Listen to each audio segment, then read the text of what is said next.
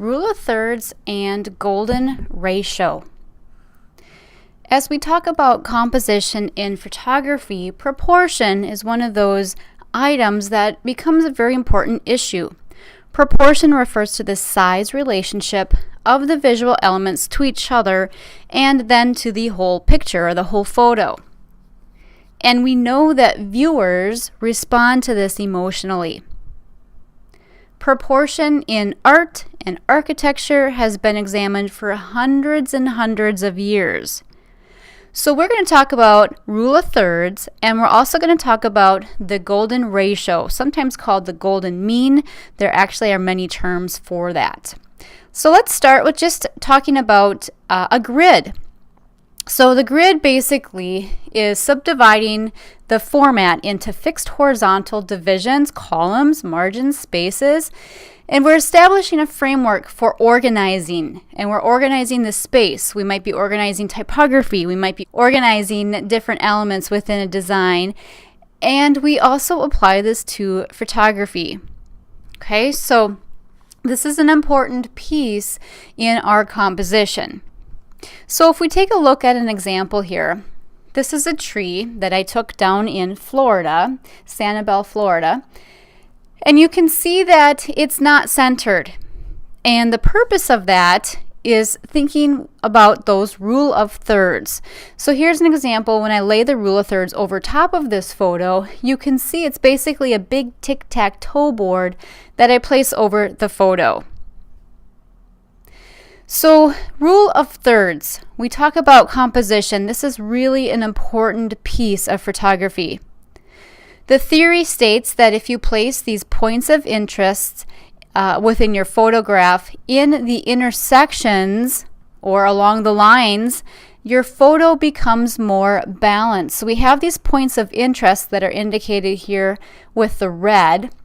And what happens is our photo just becomes balanced. It becomes more comfortable, more interesting to look at. It enables the viewer to interact with it more naturally.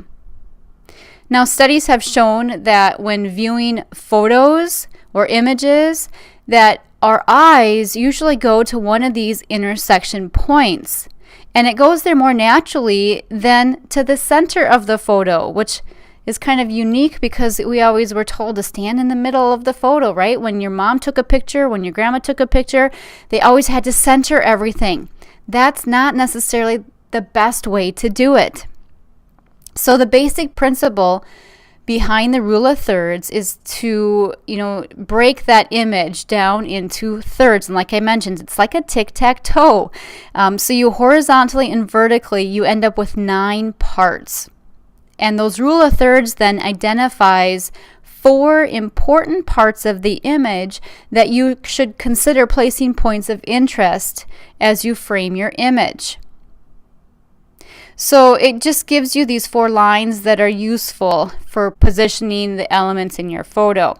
Some of you might have a camera that allows you to place the rule of thirds as you're taking the photo, so you actually can really kind of line things up if that feels more comfortable to you. You'll learn that as you take photos, you will have more of a tendency to push things off to the side a bit. So you might be using rule of thirds without even realizing it. So let's take some examples. When you look at some of these photos and we lay the rule of thirds over top of them, it does not have to be perfect, but you can see it's within the area and we have this better composition. It's better balanced.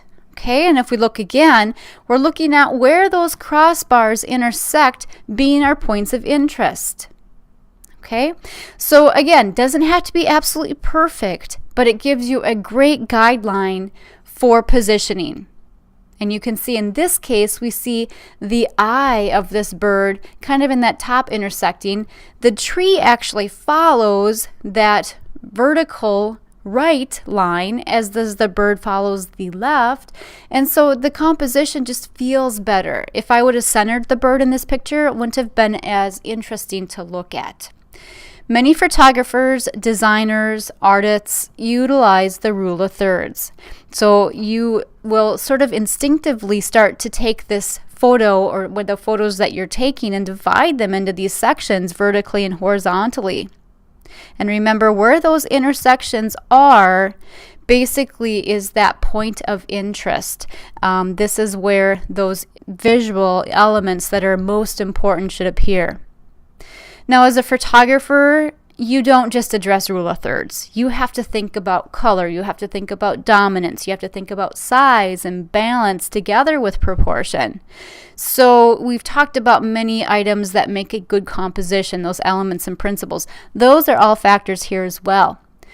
You need to use a bit of your intuition and the feeling that you're trying to portray in those subjects that you're taking a photo of. So there's more to it than just placing your elements and composing your photo to the rule of thirds and saying, oh, that's a wonderful photo. There's more to it.